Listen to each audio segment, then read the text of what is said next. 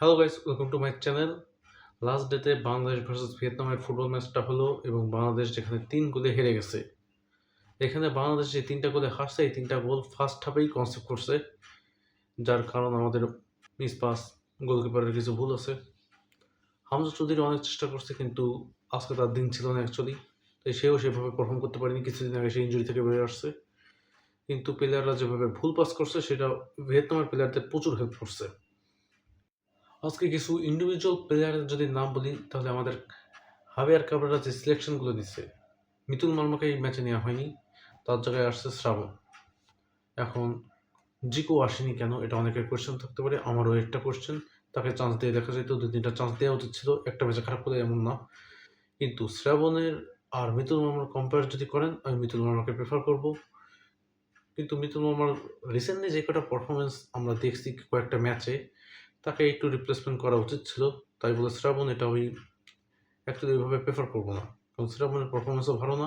এখন অনেকে বলবে তাকে একটা সুযোগ দেওয়া উচিত, ঠিক আছে, সুযোগ দিছে। এখন শ্রাবণের এই পারফরমেন্স যদি আমাদের সিঙ্গাপুর ম্যাচে থাকে, তাহলে সেটাও আমরা হেরে যাবো, আমি বলে দিচ্ছি। হ্যাঁ, শ্রাবণ কয়েকটা সেভ সুন্দর করছে, লং শটের থেকে কয়েকটা গোল হতো যেগুলো শ্রাবণ সুন্দর করে সেভ করছে, কিন্তু বাকি সে যেই ভুলগুলো করছে সেগুলো অনেক বড় বড় ভুল, যার কারণে ভিয়েতনাম গোলগুলো করতে পারছে। কিউবা মিচেলের খেলা যারা দেখছেন তারা ভালো করে জানেন সে কেমন খেলে, এবং তাকে এবারে ক্যাম্পেই ডাকা হয়নি।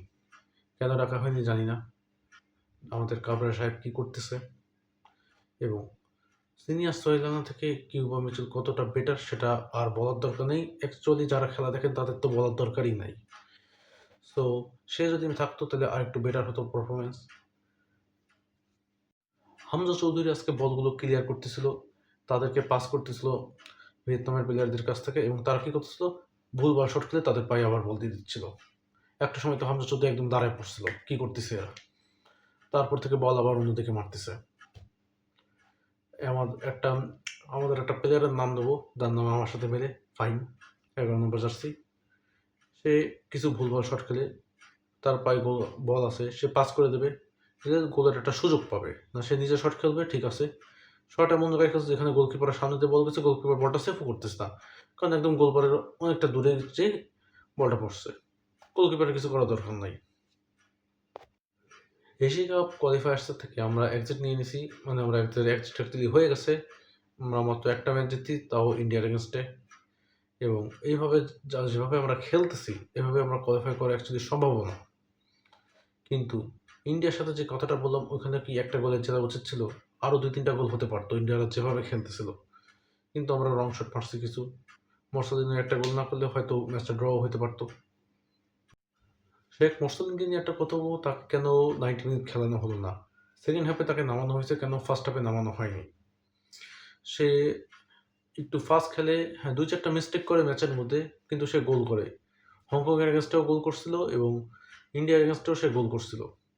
সো আমি চাচ্ছিলাম সে ফার্স্ট থেকে নামুক, মানে 90 মিনিটসই খেলুক, কিন্তু তাকে নামানো হয়নি। এখন কি প্ল্যানিং করে নামানো হয়নি, অনেক সময় হয় না, সেটা সেই ভালো জানে। হামজা চৌধুরী কিছুদিন আগে যেমন বললাম ইঞ্জুরি থেকে বের হয়েছে, তাই তাকে নিয়ে এক্সপেকটেশনটা আমার বেশি একটা ছিল না। কিন্তু আজকের ম্যাচে যদি কোনো পজিটিভ দিক থাকে, তাহলে সেটা হবে আমরা সেকেন্ড হাফে কোনো গোল কনসেপ্ট করিনি, এই একটাই পজিটিভ দিক আমরা দেখতে পাচ্ছি। এখন সিঙ্গাপুরের এগেনস্টে কেমন খেলবো সেটা নিয়ে আমি অ্যাকচুয়ালি চিন্তায় আছি, কোনো এক্সপেকটেশন রাখতেছি না অ্যাকচুয়ালি। আপনারাও কোনো এক্সপেকটেশন রেখেন না, এটাই বলবো। আমি আগের ভিডিওতে বুঝতাম আমরা ম্যাচ জিততে চাই, কিন্তু আজকের ম্যাচটা দেখার পরে সেই জেতার ইচ্ছা অ্যাকচুয়ালি মরে গেছে। সো গাইস, আজকের ভিডিওটা এই পর্যন্তই। আশা করি ভিডিওটা ভালো লাগছে। ভিডিওটা ভালো লাগলে অবশ্যই একটা লাইক করে দেবেন, চ্যানেলটাকে সাবস্ক্রাইব করে দেবেন। Thank you so much for watching.